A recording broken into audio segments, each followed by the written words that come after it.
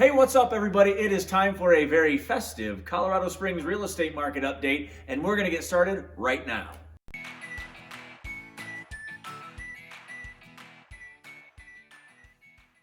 Hey, what's going on, everybody? It is Mark with My Front Range Living, powered by RE/MAX Integrity. I'm a full-time real estate agent here in Colorado Springs, and today, as you might see, we are doing a very festive Colorado Springs real estate market update for November of 2020. So, if you are planning on moving to Colorado Springs, or maybe you're already living in Colorado Springs, and you just want some information on the Colorado Springs housing market, today is all about you. So, wanted to let you know, if you are interested in moving to Colorado Springs, we will be talking about a relocation guide that you can download, and we'll talk about that later on in the video, so stick around.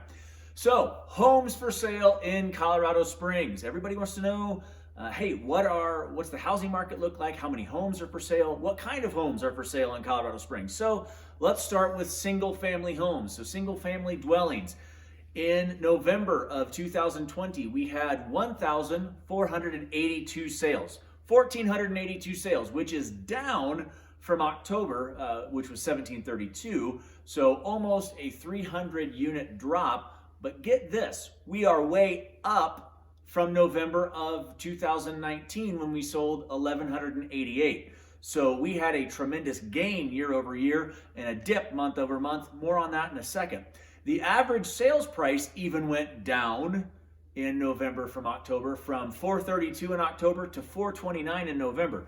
Before you get excited that it's leveling out, that's not the case. That'll tie into what we're going to chat about in a second. Overall, though, we've talked throughout the entire year about the fact that value increase month over month is really gaining traction. In November of 2019, the average sales price of a home in Colorado Springs was $365,000. We're now at $429,000. So we have experienced a substantial gain year over year in regards to home values here in Colorado Springs. So let's talk about active homes on the market. So this is the entire Pikes Peak region. This is not just Colorado Springs. This is the entire Pikes Peak MLS, okay? Active homes is what's going to impact the average sales price and the sales, how they've gone down month over month. Okay, so let's talk. In November, the active homes, just region-wide, 675. That's it. 675 single-family homes throughout the Pikes Peak MLS. That is way down from 881 in October. So you can see how those numbers correlate, right? So we didn't have as many homes available, which impacted the sales price. That's why it dipped a little bit. And it's also why we didn't have as many sales, because we had a lot fewer homes to choose from. So 881 active homes in October, 675 in November. What does it look like compared to November of 2019? 1,667. There were 1,667 homes available in November of 2019. That is a 1,000 unit decrease year over year. Folks, there's just not much available. And again, we're going to talk about why in just a little bit, okay? So let's shift gears from the single family into the townhomes and the condos. So condos and townhomes. Sales in November of 2020 were 238. That is down from 260 in October. And again, same reasoning as the single family. Year over year, in November of 2019, there were 173 sales of condos and townhomes. So we're actually way up from a year ago, which is interesting. More on that in a second. Average sales price, again, it went down, not by much. It went from 276 in October to 275 in November. However, again, just like single family, way up year over year. This same time last year, November of 2019, we were at $248,000. So we're up almost $30,000. Definitely that 10% range that we've been talking about throughout the year. That 8 to 12% has been ringing true for value increases, both single family and townhome and condo. So let's talk about active homes. Again, just like the single family homes, what happened was we went from 101 active homes in October to 77, which dramatically impacted not only the sales, but the average sales price. However, one thing that I thought was really, really interesting, that huge value increase from a year ago, In November of 2019, there were 152 active homes. So let's put a bow on this. See what I did there? How's that for a pun for December of 2020? So let's put a bow on this. Why are we seeing what we're seeing?